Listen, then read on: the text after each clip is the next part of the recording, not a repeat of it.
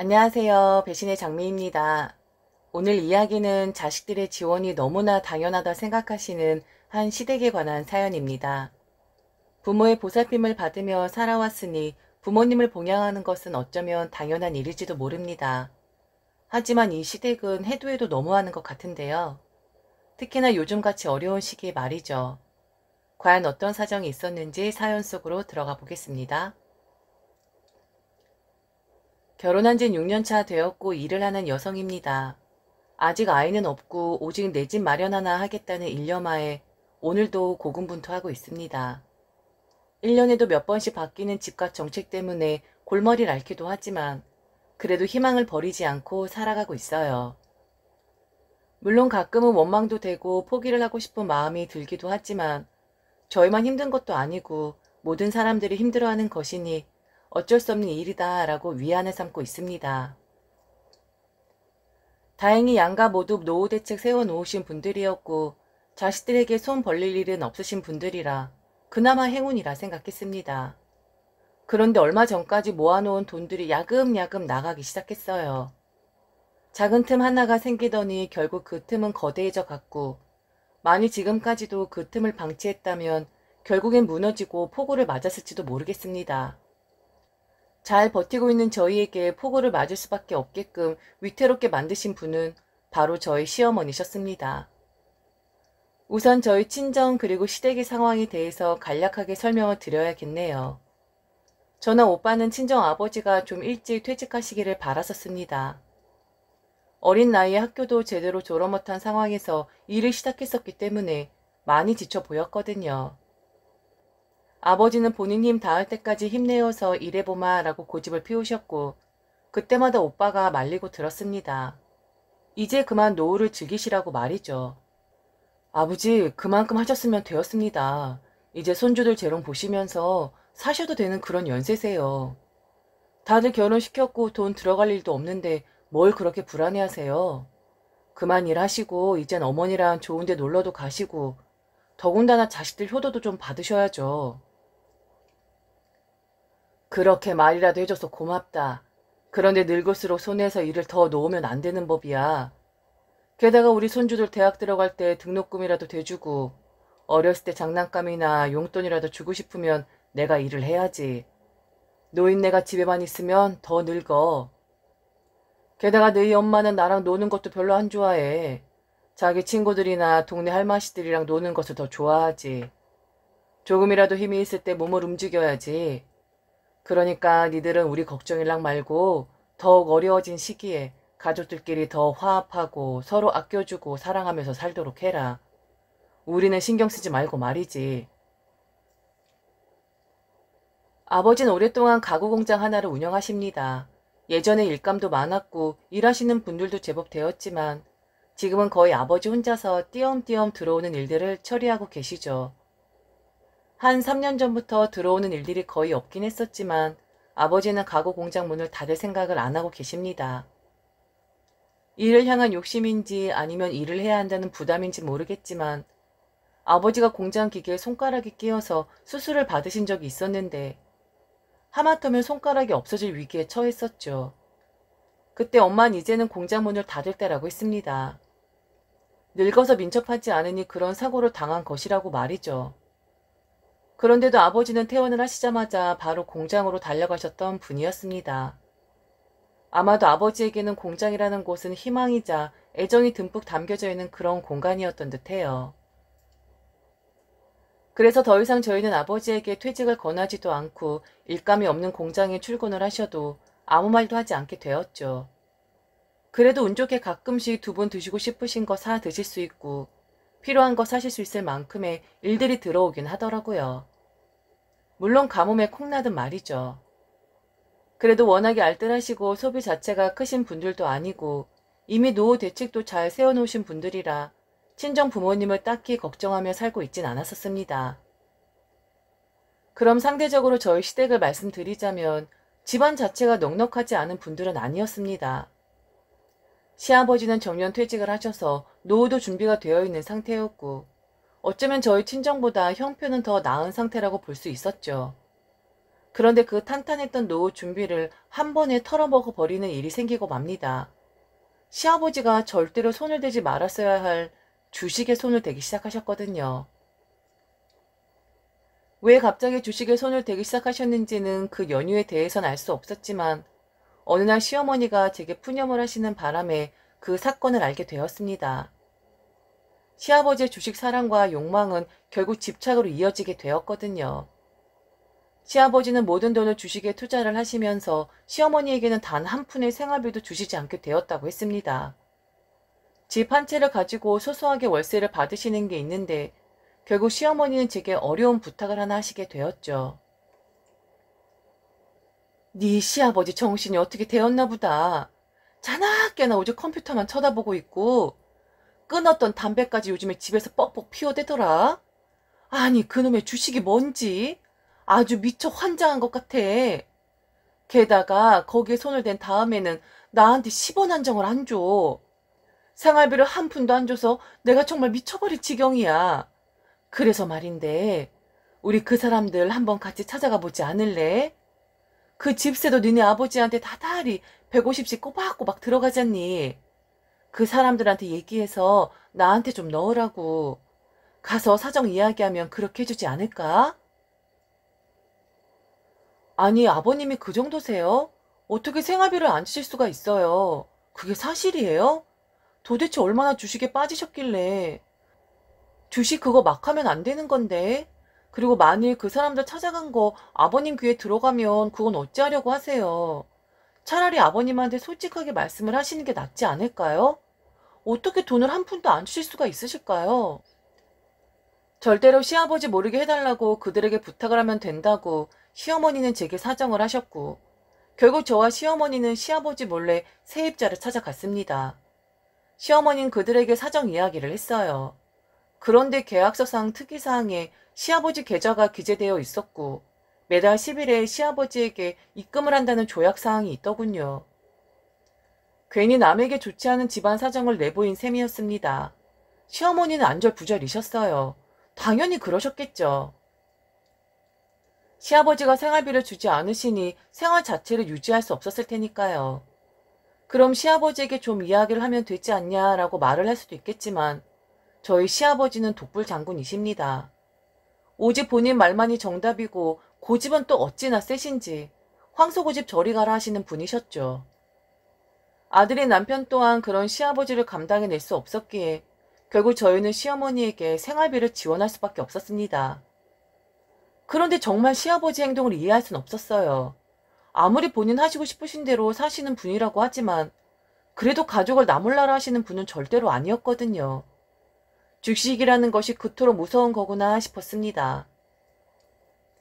한 달에 150, 저희 입장에선 너무 부담되는 금액이었으나 울고불고 어쩔 줄 몰라 하는 시어머니를 보면서 결정을 내릴 수밖에 없었습니다. 그동안 양가에 용돈을 드리긴 했었었는데 그 외로 한 달에 150씩 돈이 지출이 되다 보니 좀 힘이 들더라고요. 하루는 친정 엄마와 이런저런 이야기를 하다가 시아버지 이야기가 나왔고 수다를 떨다가 지금 시댁 상황을 모두 말해버리고 말았습니다. 결국 그날 밤 아버지에게 전화가 왔어요. 아, 친정이란 곳은 원래 이런 곳인가요? 그리고 말 맞다나 결혼하고 나면 다 출가 외인이라고 하더니 딸 키워봤자 다 소용없는 것일까요? 친정 부모님은 본인들 입장보다는 남의 집 식구가 된 딸 생각과 사돈들 생각을 더 하시더군요. 엄마한테 들었어. 지금 안사돈 걱정이 이만저만이 아니시겠구나. 아이고 바깥사돈이 어쩌다가 그렇게 되셨누.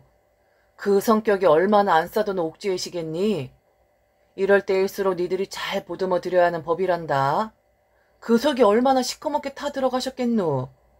지금 지원해드리는 것에 대해서 절대로 싫은 티 내면 안 되는 것이고 행여 네 남편에게도 그런 티는 절대로 내는 것이 아니란다. 그리고 그동안 엄마한테 주었던 용돈 이제 그만 줘도 돼. 우리 그 돈 없어도 먹고 살아.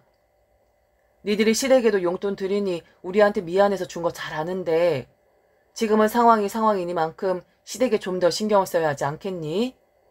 니들 마음 잘 아니까 섭섭해하지 않을게. 알았지?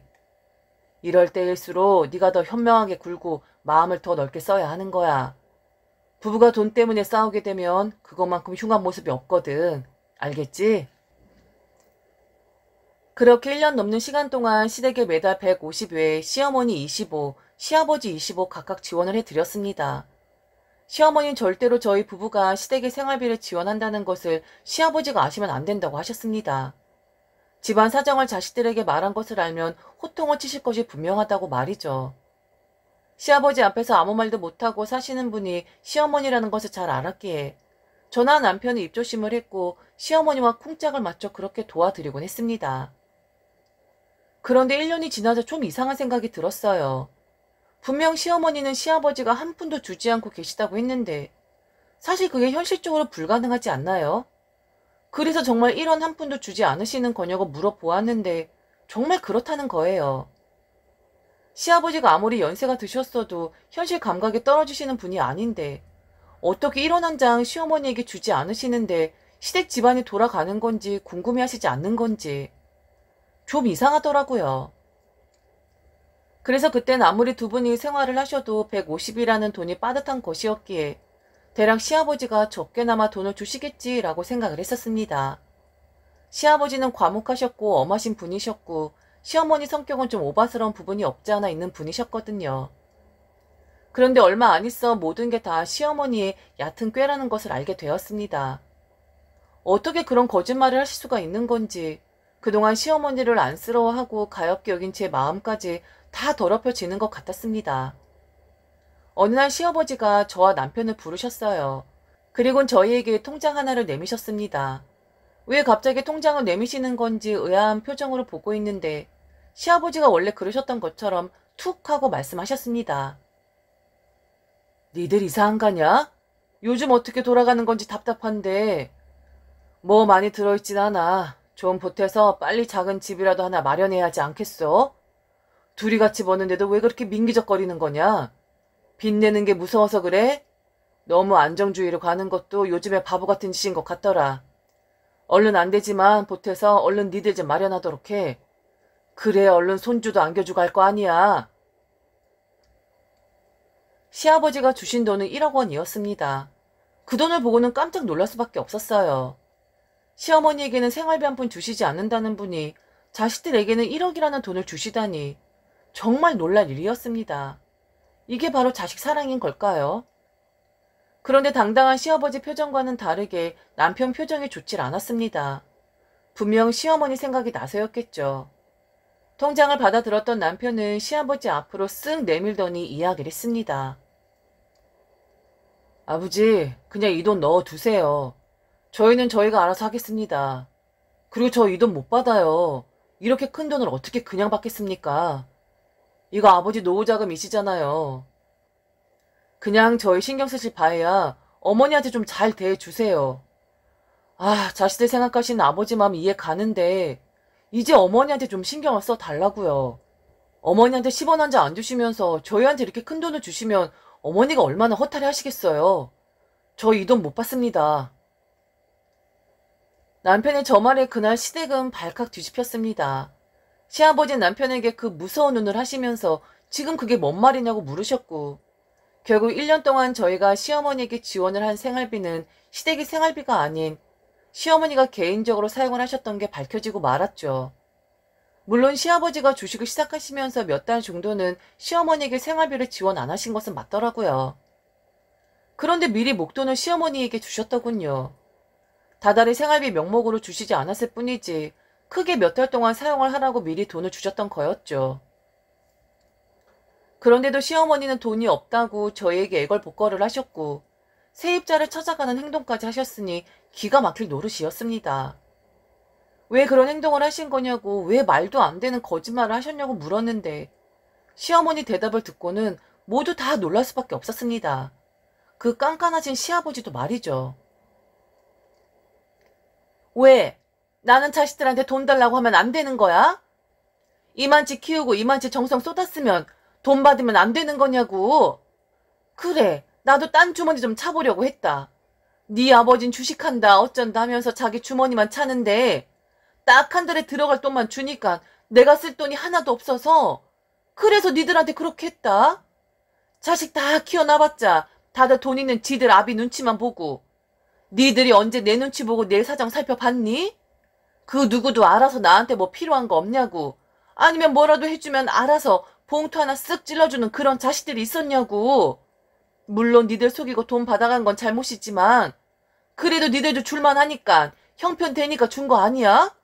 왜 네 아버지만 대우하는데? 그게 다 바로 네 아버지만 돈이 있으니까 그러는 거 아니냐고. 그래서 그랬어. 그게 뭐 그렇게 잘못됐어? 시어머니의 말에 시아버지는 버럭하고 고함을 치셨습니다. 요즘 세상이 어떤 세상인데 애들한테 150만 원씩 그것도 1년이나 받아 처먹을 수 있냐고 말이죠. 그리고 본인이 돈을 안 주는 것도 아닌데 도와주진 못할 망정 왜 애들 돈은 거짓말까지 살살 쳐가며 빼앗을 수가 있냐고 난리를 치셨습니다. 시어머니는 시아버지의 고함에 아무 말 못하셨지만 표정만큼은 뭐 어쩔 거냐는 식이셨어요. 어이가 없었습니다. 친정에 들였던 돈을 중지하고 시어머니가 안쓰러워 지원을 해드린 돈이 저런 이유였었다니. 물론 시아버지에게 모든 경제권이 있다 보니 시어머니 입장에서는 불만이 많긴 하셨을 겁니다. 그렇지만 그 부분은 시부모님 두 분이서 알아서 해결하실 일이지. 그 부족한 부분을 자식에게 채워서는 안 되는 거 아닐까요? 머리론 이해가 되었지만 배신감이 너무 들었습니다. 시아버지의 거침없는 고함으로 인해 저희는 집으로 돌아올 수밖에 없었어요. 시아버지가 엄하시긴 해도 폭력적이거나 하시는 분은 아니었기에 두 분이 서로 해결을 하시라고 하고 저희는 빠질 수밖에 없었죠. 돌아오는 길에 남편은 제게 미안하다고 했습니다. 그동안 제 마음이 어떠 있었는지 잘 알기에 아마 쥐구멍이라도 있으면 숨고 싶었을 거예요. 사실 시댁 생활비 지원이 조금 무리가 있어서 전 아버지에게 돈을 좀 융통했었거든요. 제가 말하기 전에 아버지가 먼저 주시기는 한 돈이었지만 거절을 하지 않았기에 내심 바라고 있었다는 것이 제 진심이긴 했었습니다. 친정의 돈을 가지고 시댁을 들인 경우였는데 참 기분이 묘하더라고요. 화가 나는 것 같기도 했고 괘씸한 것 같기도 했고 뭔가 이용을 당한 느낌이라고 해야 할까요? 암튼 그날은 참 기분이 더러웠었던 것 같아요. 그런데 그 다음날 시어머니가 제게 전화를 주셨는데 제 복장이 터지는 말씀만 하시더군요. 어제 걱정했지? 일은 잘 해결됐어. 니들 가고 나서 무릎 꿇고 싹싹 빌었지롱. 그랬더니 그동안 니들한테 받은 돈 한 푼도 남기지 말고 다 붙여주라고 하더라. 나한테 돈도 줬어. 니들한테 바로 줘야 용서를 하겠다나? 참 웃기지도 않아. 꽁돈 생겼지 뭐야. 나중에 네 아버지가 물어보면 돈 받았다가 꼭 얘기하고. 암튼 일은 잘 해결되었으니까 걱정하지 말라고 전화해준 거야. 애비도 많이 놀랐지? 무슨 화통을 삶아 먹었나? 무슨 소리를 그렇게 지르는지. 안 그러니? 하여튼 네 시아버지는 교양이란 게 없어, 교양이란 게. 암튼 앞으로 네 시아버지 감시가 심해질 것 같으니까 내가 한 달에 한 번씩 니네 집에 갈게. 이체시키지 말고 그냥 현금으로 주도록 해라. 그러면 네 시아버지도 알아차리지 못하겠지. 요런 방법이 있다는 건 몰랐겠지. 욕심 많은 노인네 같으니라고. 니들한테 베푸는 그 마음 반의 반이라도 나한테 베풀면 내가 지를 이렇게 미워하겠어? 우리 아들은 너한테 안 그러지? 그놈도 지 아비 닮아서 은근히 꽁한 구석이 있으니까 지금부터 잘 교육하도록 해. 알겠지? 남편과 저는 시어머니에게 실망을 했었는데 시어머니는 너무 아무렇지 않게 그동안의 일을 생각하시는 듯 했습니다. 그러시면 안 되는 거 아닐까요? 자식에게 거짓말까지 하면서 안타까운 마음을 이용하시는 건 정말 잘못된 일 아닌가요? 그리고 앞으로는 현금으로 달라뇨. 미안하다. 그래도 어쩔 수 없이 계속 지원을 해주었으면 좋겠다. 뭐 이런 식으로 말의 순서가 있었어야 했던 거 아닐까요? 정말 뻔뻔한 시어머니의 말에 화가 났습니다. 그리고 제 친정 부모님께 너무 죄송한 마음이 들었고요. 너무 죄송한 마음이 들다 못해 엄마 아버지 생각을 하니 눈물까지 날 것 같더군요. 어머니, 지금 무슨 말씀하시는 거예요? 현금이라뇨. 왜 저희가 어머니에게 현금을 드려야 하는 건데요? 아직도 생활비 얘기하시는 거예요? 어머니 정말 너무하시는 거 아니에요? 어떻게 아직도 그 돈을 달라는 말씀을 하실 수가 있어요? 어제 그 난리가 났었는데. 그리고 그동안 그 돈은 어디에 쓰신 거예요? 아버님 말씀 들어보면 생활비를 나중에 주신 것 같던데. 아니, 그동안 주었던 돈인데 계속 줘야지. 뭐 줬다 뺏는 것도 아니고. 사실 그렇지 않니? 그리고 어제도 얘기했지만 내가 니들한테 돈 달라고 하는 게 뭐 잘못이니? 그리고 그냥 다 썼어. 내가 돈을 어디에 썼다고 너한테 허락을 받아야 하는 거니? 니네 어제는 정신이 없어서 네 시아버지가 준 통장 안 가지고 갔지만 결국엔 그거 가져갈 거 아니야? 그럼 어느 정도 다시 돌아와야지. 네 아버지한테 돌려줄 필요 없이 그냥 나한테 돌려주면 되는 거야. 그리고 너 지금 어디서 목소리를 높이는 거니? 네 시아버지가 나를 무시한다고 너까지 나를 무시하려고 드는 거야? 너 이러는 거 우리 아들도 알고 있어? 우리 아들이 나를 얼마나 끔찍하게 생각하는지 알지? 너 지금 이렇게 목소리 높여서 얘기한 거 우리 아들한테 말하는 수가 있다. 네가 나한테 이러면 안 되지. 암튼 길게 이야기 안 할 거야. 앞으로 현금으로 준비하도록 해. 매달 초에 돈 가지러 갈 테니까. 알았어? 이건 뭐 협박인 건지 아니면 같이 편을 먹고 시아버지를 속이자는 건지 알 수가 없었습니다. 시어머니 너무 당연하셨어요. 자식들에게 금전적으로 지원을 요구하는 것이 말이죠. 저희들을 속이고 그동안 받아가신 돈에 대해 전혀 미안한 마음도 없으신 듯 했습니다. 어쩌면 저렇게 철부지 어린 아이처럼 해맑기만 하신 건지 참 그 순수한 마음이 부럽긴 하더라고요. 어머니, 지금은 전화 그이한테 현금으로 줘라 이런 말씀을 하실 게 아니라 미안하다 면목 없다라는 말씀을 하셔야 하는 게 순서이지 않을까요? 저희가 그동안 어머니한테 그 돈 드리는데 편하게 드렸겠어요? 저희가 돈이 넘쳐서 그동안 지원해 드린 거라고 생각하시는 거예요? 어머니, 저희 둘이 벌지만 요즘엔 둘이 벌어도 삶이 다 팍팍해요. 저희 그렇게 돈 없어요. 그렇게 여유 있게 사는 사람들 아니라고요. 너 말 참 우습게 한다. 넌 지금 내가 니들한테 돈을 달라고 하는 것 자체가 말이 안 된다고 생각한단 거니? 뼈 빠지게 키워 놓았는데 왜? 그 정도도 요구 못할 정도로 내가 니들한테 우스운 사람이야? 둘이 버는데 왜 삶이 팍팍해? 그건 다 니들 씀씀이가 커서 그러는 거 아니야? 네 시아버지는 혼자 벌었는데도 아무 문제 없었어. 그리고 돈이 없긴 왜 없어? 네가 나보다 더 없겠어? 나한테 돈 없다는 얘기 하지 말아라. 그런 쓸데없는 말 하지 말라고.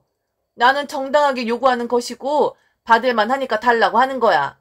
남들 자식들은 대출이라도 받아서 부모 용돈 준다고 하는데 니들은 그런 정도까지는 아니잖아.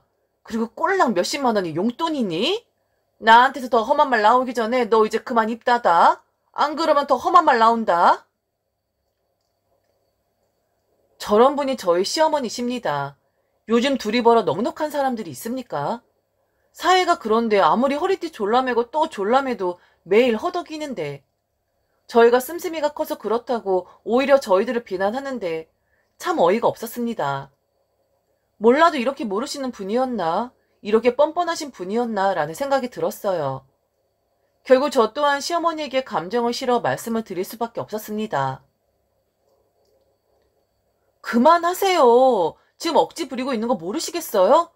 그리고 그동안 어머니 돈 드린 거 저희 친정집에서 받은 돈으로 드린 거라고요. 그리고 그렇게 떳떳하시면 아버님께도 말씀드리고 정정당당하게 돈 받아가세요. 지금도 아버님 몰래 저희에게 돈 달라고 하시는 거잖아요. 그리고 어머니, 저희 씀씀이가 큰 게 아니라 요즘 물가를 보세요. 연일 최고로 치솟고 집값도 난리 아닌 거 정말 모르세요?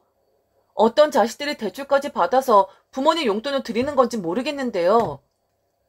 저희는 그럴 능력도 안 되고 그렇게까지 하지도 못하겠네요. 능력 없는 자식들을 탓하세요. 저희는 어머니가 원하신 그 현금 드리지 못하겠으니까 아버님 말대로 얼른 그동안 받아가신 돈 주세요. 아버님이 돈 주셨다면서요. 그 돈도 그냥 쓱 하시려는 거예요? 왜 받지도 않은 돈을 받았다고 아버님한테 말씀드려야 하는 거예요? 왜 자꾸 거짓말을 시키세요? 저는 참 잘 모르겠는데 어머니 행동을 저희가 이해를 할 것이라고 생각하시는 거예요?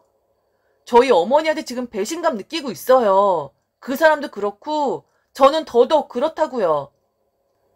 저희 부모님 돈 받아서 그동안 어머니 개인 용도에 쓰시는 돈 드린 거 생각하면 미칠 지경이라고요.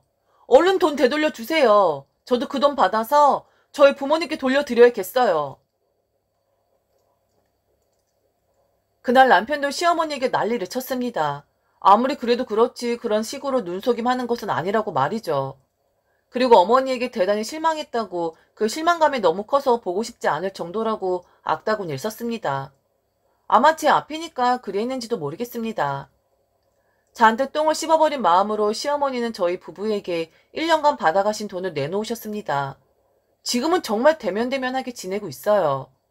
그리고 시아버지가 주신 1억은 받지 않았습니다. 나중에 또 시어머니가 그 돈을 가지고 무슨 말을 하시게 뻔했기 때문에 제가 받지 말자고 했습니다. 왜 시어머니는 당연하다고 생각을 하셨을까요? 어차피 시아버지 돈이 시어머니 돈이고 부부가 함께 가게 공동체인데 왜 저희들에게 돈을 받아서 딴 주머니를 차고 싶으셨을까요? 그리고 어떻게 자식들에게 용돈을 요구하는 것이 당연한 겁니까? 예전엔 어땠는지 모르겠지만 요즘 둘이 벌어도 정말 너무 힘이 드는 게 지금 세대들입니다. 좋은 부모님들도 아셨으면 좋겠네요. 자식들이 주는 그 얼마 안 되는 꼴랑 안 되는 몇십만 원이 얼마나 큰 돈인지 말이죠. 지금까지 들어주셔서 진심으로 감사합니다. 이상 배신의 장미였습니다.